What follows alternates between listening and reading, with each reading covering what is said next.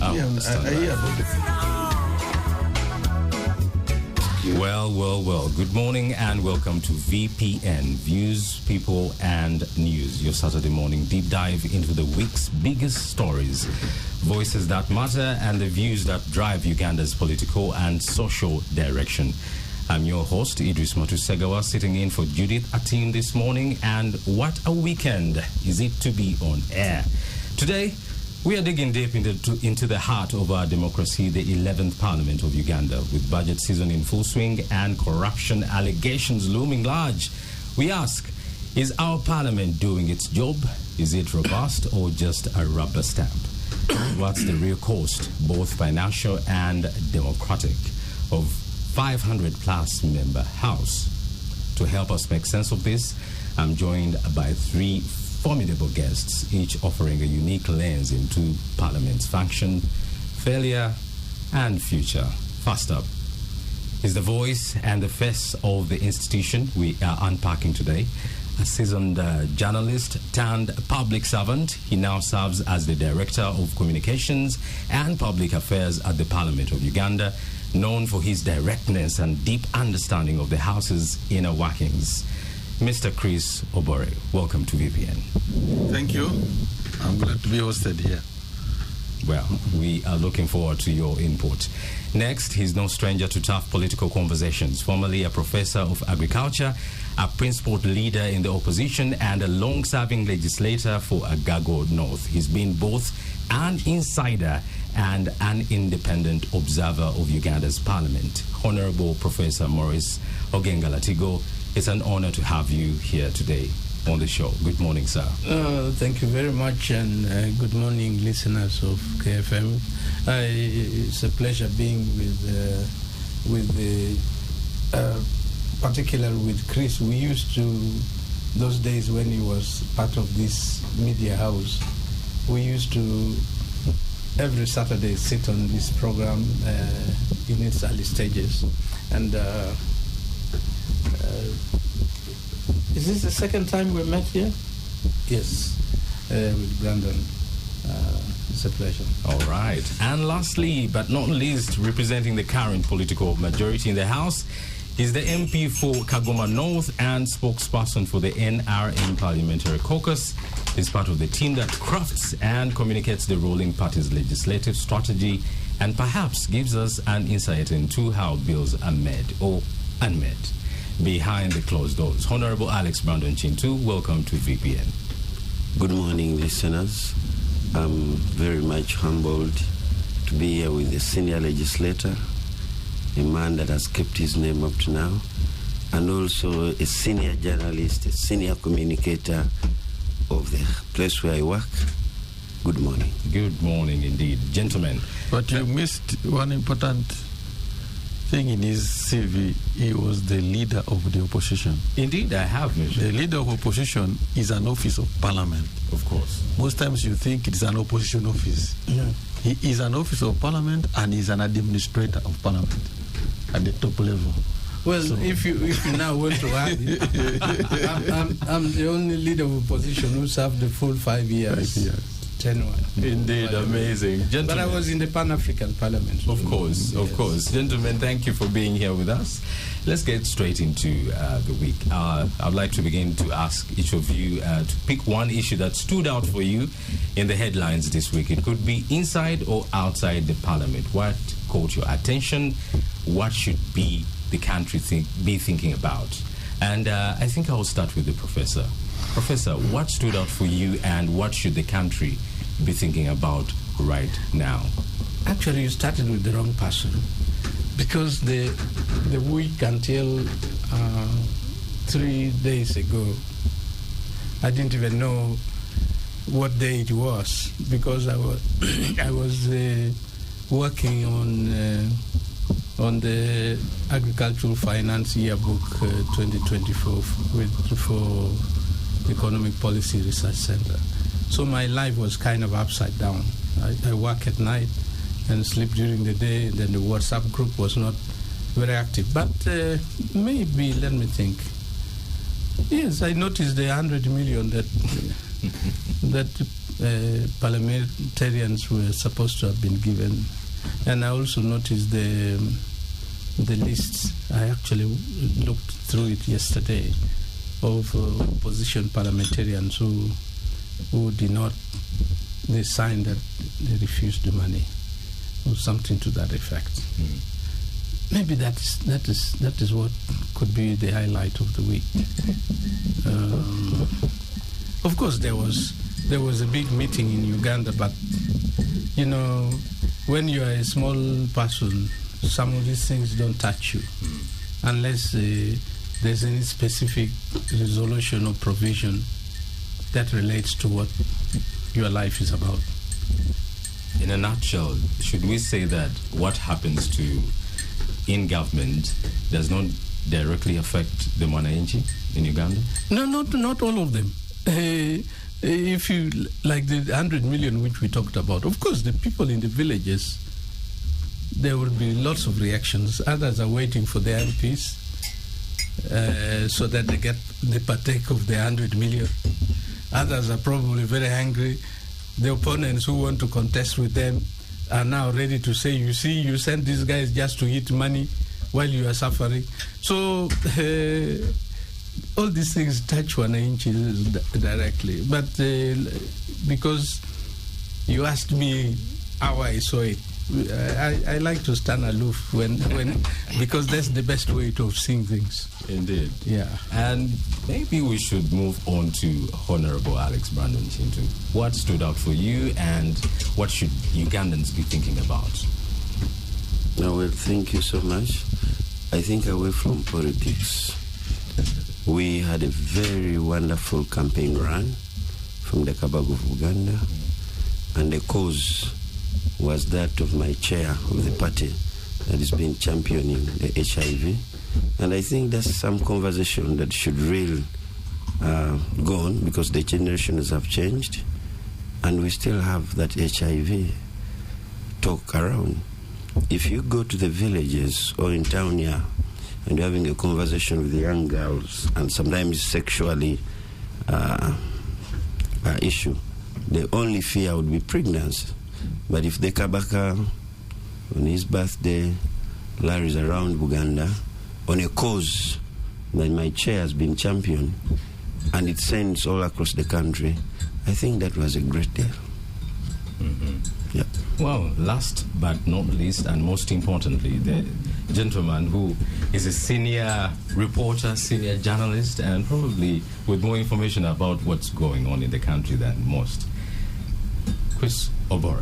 Like Professor, I tend to run to the village every Friday. That's why partly I'm not regular here, in spite of Stephen's persistent invitations. Every time he calls, I'm like, I'm already in Jinja, across the Nile, going to the village. You know, they say that people who usually go to the village are the wealthy ones. To the contrary, I will explain. So I miss following what happens in Kampala, where becomes a very difficult thing, because in the village it's a different way of life. You cannot even know whether it is Monday. There are times I go, on a Sunday, I still think it is Friday. Yet I'm supposed to be in office. I end up struggling in the morning to come, because that is how life is. And going to the village is not about being wealthy. If anybody has never learned from COVID, then they will never learn. If anyone has never learned from COVID that urban life is fragile, then they will never learn. Because there's opportunity now for our generation to at least put roots either way. But if you think staying in Nigeria is good enough, whatever you call it, Ajira, you see? If you think it is about Luboa and the rest, then that's your lifestyle. Some of us learned that COVID can teach you that urban life is fragile. So this safer place is still our roots. They may not be wealthy, but at least you can pick dodo on a rainy day without cash. Yeah. So we ask, it's actually us who see a problem. But there I chanced on WhatsApp to talk about, I heard about what's happening with Trump. You know, From hating Trump, I love him now because he's a chief disruptor of the whole world setup. I keep wondering, if we have not learned from Trump again like COVID, then we will never learn as African economists that you don't need to depend on the superpowers to run your life. Anything can happen with these superpowers. Nobody knows where it's going to end. When we were studying about the Great Depression. We're studying about the trade wars. It was a myth in economics. You even don't understand. You talk about tariffs. What is the tariffs? But now we are living in an era of tariffs, powerful and trade wars. Powerful trade wars. Powerful countries, alliances are collapsing. They used to teach us about alliances. Now I'm seeing alliances collapsing. So for me, I'm like, if countries, especially Africa, does not position itself now to really say these demons who have been hovering over us are fighting, let us reorganize, then there's no better chance. Africa will forever be downtrodden if our leaders don't wake up now and use this confusion. In fact, I say God bless Trump in a way, because he is awakening us. Now the war is with Canada. The war with Mexico. The war is with China. China, at least they have been perennial. The war is with Germany. The war is... they are disrupting those economies. Can Africa say, okay, what can we pick from this? Can we pick the spoils here? Can African leaders come together and say, let's reorganize as they are fighting? That's what I pick in the news this week. Well, and our main topic today is looking at what Parliament is doing. And if you have been probably hiding under a rock, you should be aware of the alleged 100 million shillings. Well, if you just join us on VPN, Views, People and News, this morning we are examining the role of Parliament in our governance with a sharp lens on the current budget cycle. Ministries are appearing before House committees, but is Parliament really playing its role as oversight? Or have MPs become too cozy with the system they are meant to check? Let's open the panel. And I'll stick with you, I guess. I think you start with the wrong person. Because I will explain. I'm not shy to speak for Parliament. When I speak for Parliament, I speak for who? I speak for Honorable Brandon. I also speak for Professor Latego. Because you cannot remove the fact that he's been a leader of Parliament. So how does a dog bark when a master is there? So I think now the question you're asking is direct to my masters. That please, that's why you should be here. And I agree with him. Well, Honorable, you've had the master is in the house, the dogs will not bark. We ask, there has been an alleged, I could call it a bribe, I could call it a gift, 100 million Ugandan shillings gifted to individual MPs. Is this true? Is this false? Are these rumors? Is this fake news? I think you started very well, and you gave a description of what has been happening in Parliament. We are into the budget process, and you said that committees are receiving agencies. The last sitting we had, the Minister of Internal Affairs was actually presenting the budget of the whole sector. And I think that's very important for the people to know, but I'll still come back to the rumor, the allegations. So Parliament does a lot of work, and we have been learning from the best. I was watching from the gallery, Professor Latigo. I have been watching his interviews. I read what he writes. And this is the time that members of Parliament should be extremely busy. And when we're preparing to go back to the elections, we can be able to explain to the people the functions. So a lot about agriculture. There's a lot about the Minister of Justice when the minister came, when people are very expectant to hear about the electoral reforms, and we had that communication. And then the agriculture sector, the chairperson presented, and we had some bit of conversation around it. I think that's very important for the society and the country to know that Parliament is extremely busy and we've been carrying out the work within our mandate. But unfortunately, in between, what is into the ears of the population is about 100 million. I've been in Parliament now for 3.5 years, and I'm lucky that I'll complete my 5 years when I'm still watching and seeing and experiencing what happens there. We do get paid. There's no cash office at Parliament, and I haven't seen a safe at Parliament. So if we get money, we have a committee, you would call it a commission, that is in charge of administration of Parliament. And in this case, I'm really very interested to hear the whistleblower who sits on the commission, and he talks about 100 million. If I was in Uganda, I would have looked for him and say, hey, boss, where's the money? Because as a person who is responsible into this, and he says members of Parliament have gotten money in the corridors, at least I'm lucky I was in Kampala. So I quickly rushed to Parliament.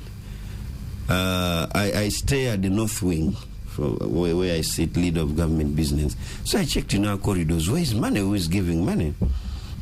But it's too unfortunate that we have tendency in this country of politics.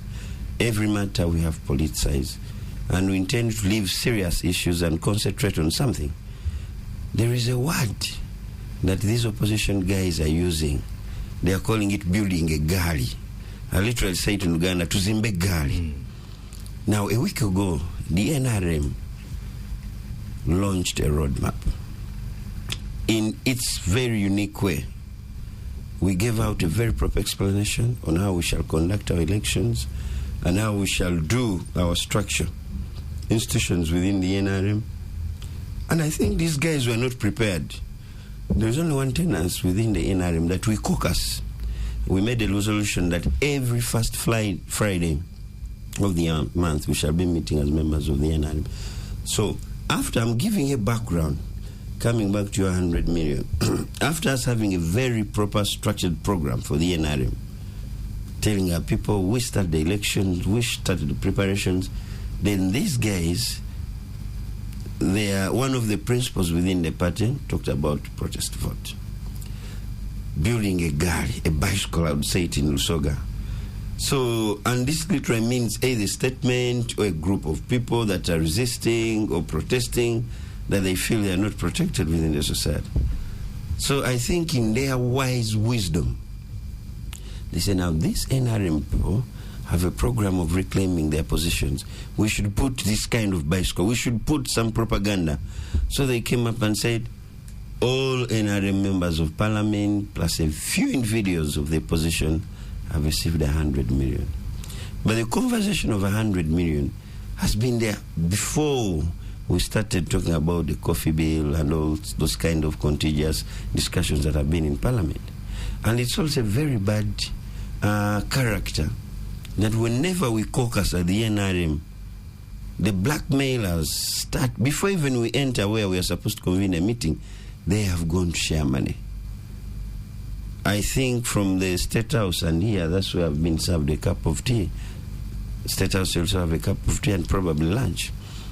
So this kind of gali that they're building, let us have these members of Parliament in the on the NRM who are going back to their people. They get chased. You heard their professor is saying, we are going to have a joint campaign. I expect someone to ask me, hey, we hear you stole 100 million, where is it?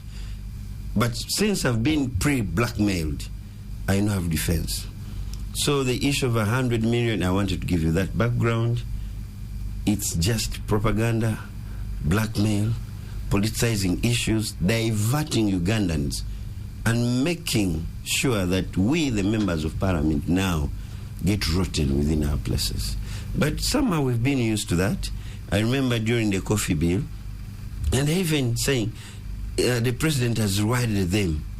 They are the same guys who are complaining. We agreed in Parliament that these agencies, were more than 68, should be rationalized in order to decrease government expenses. They jumped out and picked out two, Nitayu and Coffee. And Coffee was on the epitome of every day. And most of them who actually come from the coffee growing areas started using it after realizing when we went to the committee stage, the speaker was there trying to amend, let's have a discussion. Only one member of the opposition, Honorable Nanda Mafa, was there. The rest ran away. But because they had put a stand of let's make a show, get the interview, get it in the media, walk away, and it stopped.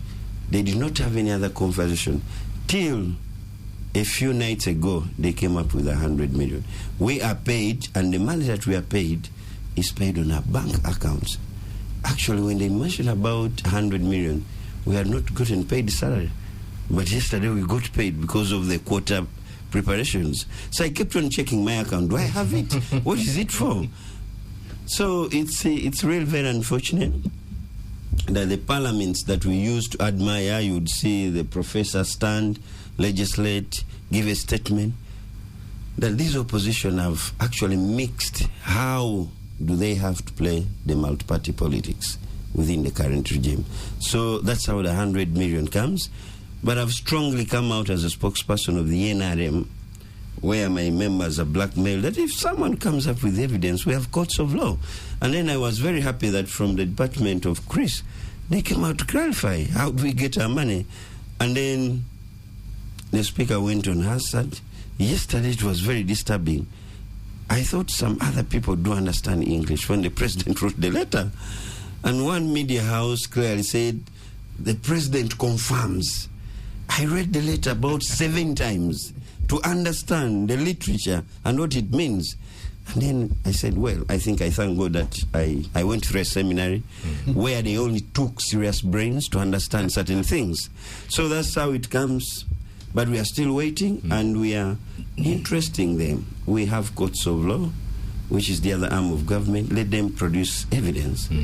We shall go to court, and we shall be put test. Well, you heard it here first from Honorable Alex Brandon Kintu, who says the opposition is just playing gimmicks, rumors, blackmail. But hey, we are coming back after the break to talk about the letter that came through from the president's social media platforms talking about the issue of the 100 million Ugandan shillings paid to MPs. Was it paid? Was it not paid?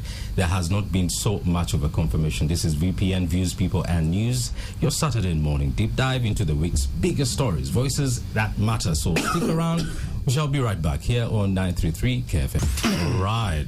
Welcome back to VPN, Views, People and News. This morning we are examining the role of Parliament in our governance with a sharp lens on the current budget cycle, the cash bonanza, the saga that's happening in Parliament, and the question of, is Parliament indeed able to do its work or not? And just before the break, Honorable Chintu explained that some of these rumors that are coming up and the accusations that have been put across Parliament and members of Parliament receiving 100 billion, these are rumors, this is propaganda, this is trying to basically undermine the work of government. And I'll come to Professor Latigo.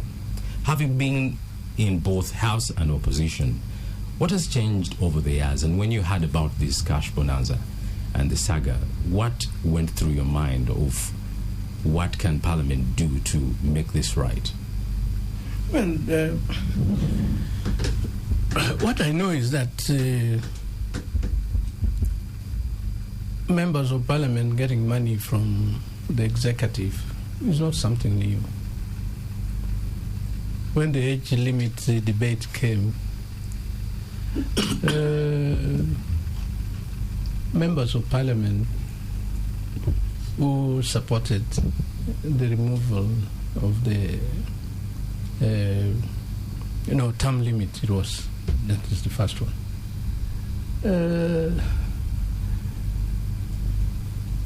Near Sheraton was where Aji Kigongo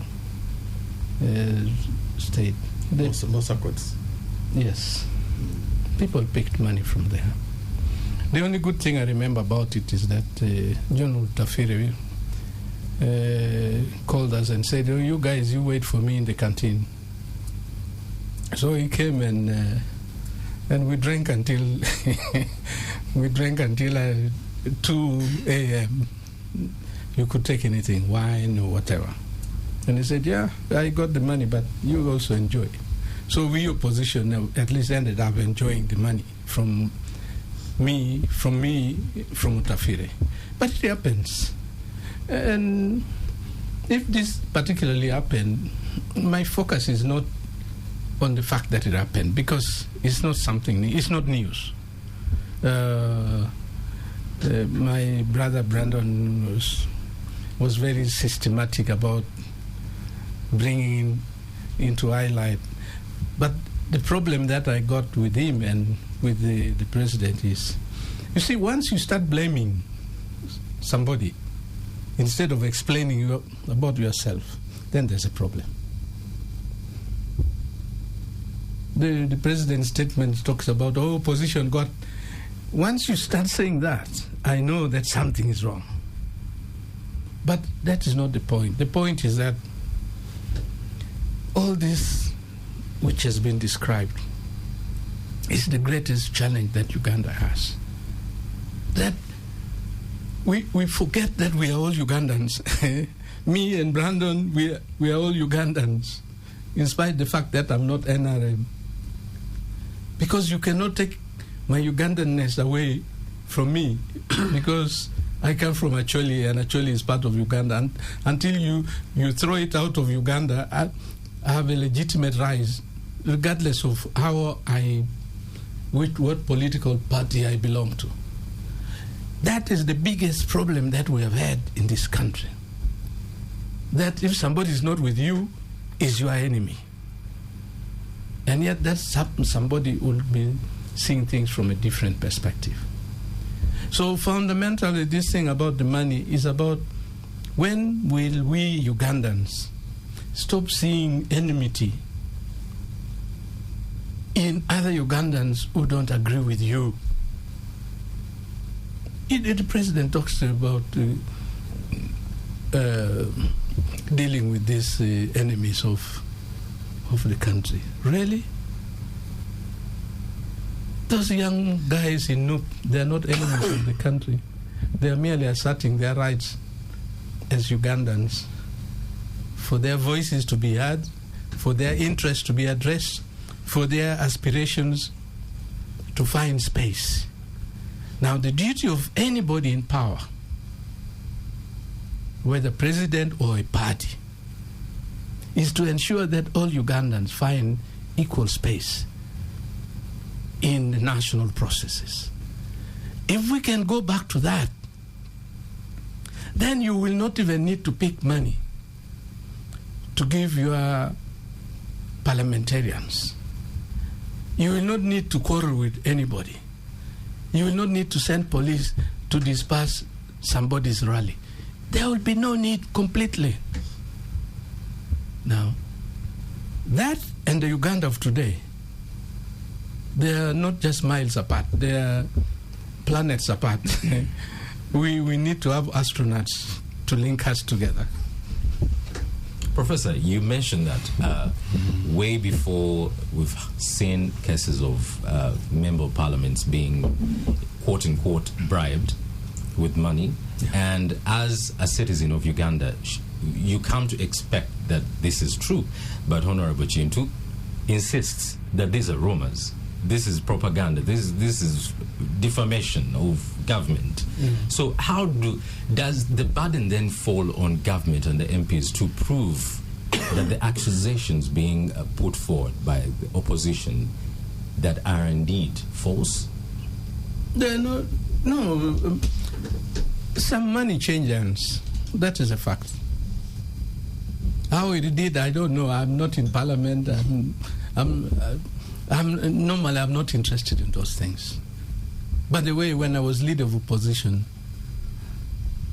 the first 2 years, even my appropriation, I didn't complete it, finish it. And they were telling me I was stupid to return money. Later, my staff, they started finding ways of using the money. And I told them, I don't know what you are doing. So if you are caught, that is your problem. But I've never found interest in money, because and maybe that is my greatest weakness in Ugandan politics. Because I have no interest in money, I also have no interest in bribing. So if you come to ask me for a bribe, I will not give you. Now, I don't know when we can go back to politics where I remember Benedicto Kiwanuka went to Kalongo in 1960. My father-in-law was a DP member of parliament. And because Benedicto Kiwanuka was coming, all the senior citizens of my place, my father was a teacher and a senior person, the community instead collected. They collected, some gave cows, some gave money, so that they would welcome a visitor who was coming.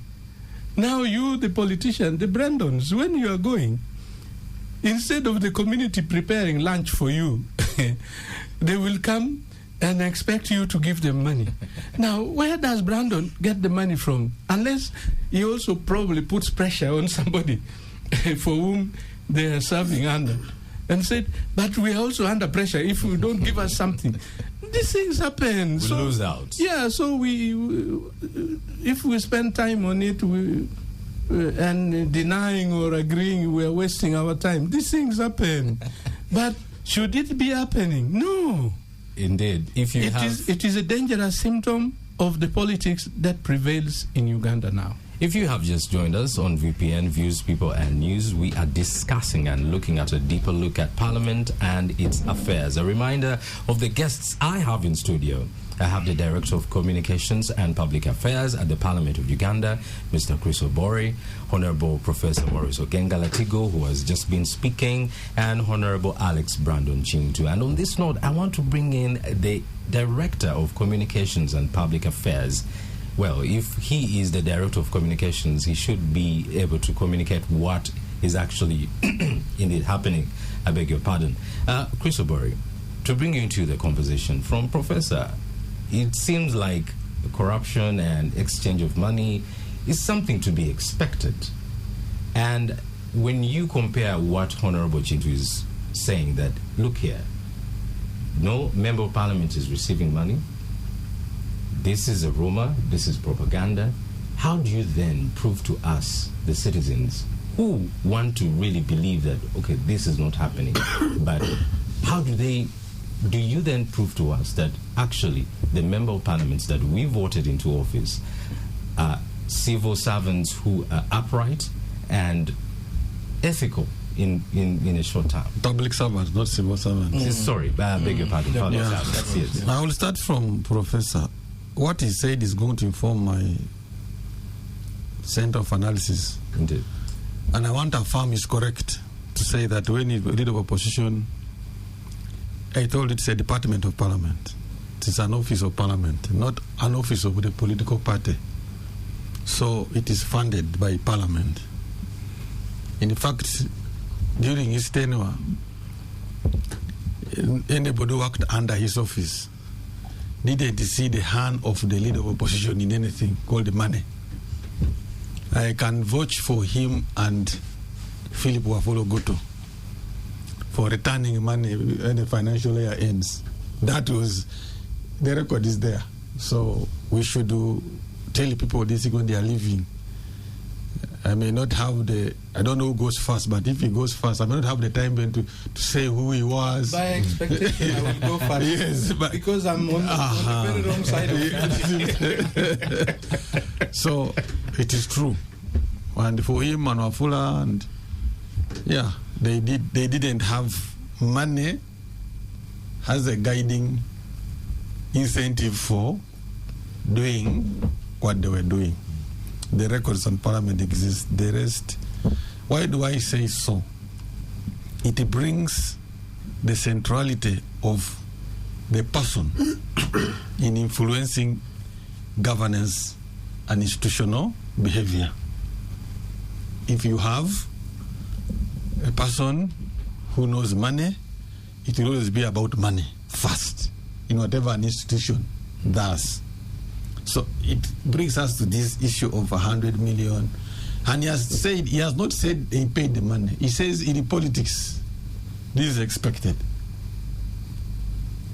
Honorable Chintu says they haven't got the money. I also say from parliament perspective, and I said it openly, that we do not know about 100 million. Parliament has never received it. Parliament has not paid any member of Parliament any money to the tune of 100 million, except the allowances. And how does Parliament pay? Emoluments. How does Parliament pay? Money is in the budget of Parliament.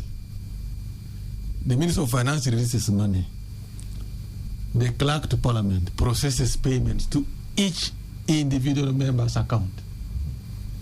That is the money you can say Parliament is dishing out money. If you say there's a cash bonanza in the Parliament, it means the clerk to Parliament is giving out money. The clerk to Parliament does not pay cash to a staff or a member of Parliament or even a supplier. Services. We don't. So when you say there's money in Parliament, you should be able to follow. Should you ask the clerk to Parliament for whom I speak? And I'm telling you, we don't know about 100 million. Now, the media, every time, say Parliament, then you are not even helping your listeners to understand the issue of money. If it is money you are looking for, you're not helping them understand. Now, you're only stoking their hate for Parliament, which, by the way, is supposed to be the people's institution. If you give them the wrong information about their own institution, they hate it. Do they need a Parliament? Very much so. There cannot be a functioning democracy without a Parliament. Never. There is no country you can go which is developing with a weaker Parliament. So our interest should be strengthening Parliament. Your role is the quality of information you give to the owners of Parliament, who are the people. That's why I depart with my colleagues and they say, oh, but you have been about to when you are here. Here, I'm speaking the same truth. But now, I'm explaining that. We also have the mandate. You have them. Asking you about things that have been. That is the mandate you are doing. I'm saying, when you have the mandate, how do you also do a mandate? So I'm speaking as both parliamentary spokesperson and also a person with that mandate. Indeed. That our mandate is to give people the quality information, because that is the power an individual will use to make a decision. Now, if the information is wrong, you are eliciting a wrong reaction from the recipient against their own institution. If it is money, do I want money in politics? I don't want it. If you ask me, it is stupid. Then if it is stupid, then I would ask, even in this one, so why should there be money in the first place? These are questions I would be asking there on that seat. Yes. Why would there be money to Brandon King to be a member of Parliament? Why? And why does he accept, if at all he got it? That is after establishing that he has the money, not falsely that he has got the money. Why? Why should there be money in the first place? Why should they receive it? And they are paid by Parliament. The money legitimately to a member of Parliament is the money processed by themselves in the House. And he has not refused receiving it. His emoluments. But if there is any other money, why? I know you'll say, oh, the president bribes them. Why would the president bribe a leader? Well, from the action... I am giving you the answers. Opposition, some of the things... Who will come to the opposition? And I don't want you to babysit opposition. We are not. At the same time... We are not. The problem we see in this country, I don't think President Museveni wants to pay the leader, if at all he pays. But if we allow leaders to blackmail the head of state for money, that is a disease we must cure to help the head of state. Now, we are not helping the head of state. If we notice that, he has tools of analysis, I'm coming. If we notice that there are people who demand money from the head of state, we deserve to help protect the head of state from those people. Why do you demand money for being members of Parliament? But if you leave the head of state vulnerable, you know, something you think the vultures are around, you want to survive. The only way to survive is to throw the meat. Then it becomes a way to survive, you throw the meat away. Now, let's avoid this. Who are these who want meat all the time? And yet they stood to represent the people. Are you getting me? That's why we, the fourth estate, are missing the point. Nobody is faulting the responsibility of the fourth estate. But don't also run away from doing it better. So if you say the opposition, are you very sure that the opposition does not get the money, if at all it's given? I have been in that parliament, this is my 10th year. I will surprise you that some opposition members get more money than the NRM members. And that is money away from what Parliament gives. Okay. And they are the loudest to speak how bad the money is. How bad this money is. And why would the media take them on surface value? So, Chris, it is not... From what you've said, yes, it is established and it is true that member of parliaments receive money. So is it a question of I receiving the money and you receiving the money and then I'm making noise and you're not? Hold on. Why am I saying? Professor Latigo gave you a history. Yes. He said they even drank money that was political money. It was not brought by parliament. Mark him well. Honorable Tafire went and picked, came to the canteen and bought them wines and drinks. Yes. Look at Rosemary. Hold on. Look at the political relationships that Professor Latigo from then up to today consistently saying this is wrong in the government. But he has never refused to have a wine with General Otafire. Do you see that is the relationship we would require in our politics, whether you're in opposition or in the NRM? If you're one. Away from the Latigos, we are departing to a position of them against us and more personal. More personal. Because he shared the wine with Professor Tafire, with Dr. Tafire, General, has Professor Latigo ever changed to become an RM? No. But he knew my departure with NRM is on issues to do with A, B, C, D. Now, the media is nurturing, I don't know which word to use, I'm sorry, I'm speaking candidly. Please do. You are nurturing wannabes, both in opposition and calling them your flagship leaders. A wannabe looking for money. A wannabe with no background. Compared to Latigo with a background. And I can tell you today, Professor Latigo, even when he professes negativity about government processes, he can never fit in an opposition party today. I can guarantee you. He can't fit in FDC because the dynamics there, he will even say, is this opposition? He can't fit in the NUP. He cannot fit in the DP because the opposition they professed is not the opposition we are seeing. Now, if you reach a level of having a colossus in your political system, in your political setup, failing to have a group that he or she can mentor, nurture, and make sure that they become the next people to take the governance values for Uganda, then what do we have? All we have now is money. Money. They are signing. I can tell you that list may be a list for soliciting other money that we didn't get from the other people. You see, for us who have signed here, are you sure that the signing is all about you and they have not got? It could be. Now Obore is not speaking as a director of parliament. I'm speaking as a Ugandan affected. That list you see. You also come out and say, Honorable Brandon, that list may not be generated for purposes of saying we didn't get. It could be to sell people. You see, for us, we're left out. We're left out. Then for you thinking that, these are our heroines and heroes who are refusing the money, where will the list end? And for what purpose? Does a list anyway stop the monetary issue in politics? No. What stops monetary politics are the values, are the principles embedded in the leaders. So it is not correct always to say money, money, money. First, Parliament doesn't have that money. It has never had. When it tried, Professor Latigo was still a member of Parliament during COVID. They got 20 million. It was in the budget. It was sent to their personal accounts, and they refunded. He refused. Some refused because they saw no reason. Me, I refused. I used the money. I accounted for it, and I wrote to the Speaker. I said, I don't want you to breach the duty of Parliament. This money was appropriated. The President cannot order it to be removed, because appropriation is a legal process. How did you get the money, Professor? Through the bank. Yes. Where was the 100 million paid? Where was the money 100 million paid from? Where? If you think Parliament paid, where was it Well, paid that is the biggest question. Where did the money come from? Who was? Don't believe propaganda. Let's nurture good leaders both ways. Questions that we are having here, right here on VPN Views, People and News every Saturday. We are taking a short break. Do not go away. We shall be right back.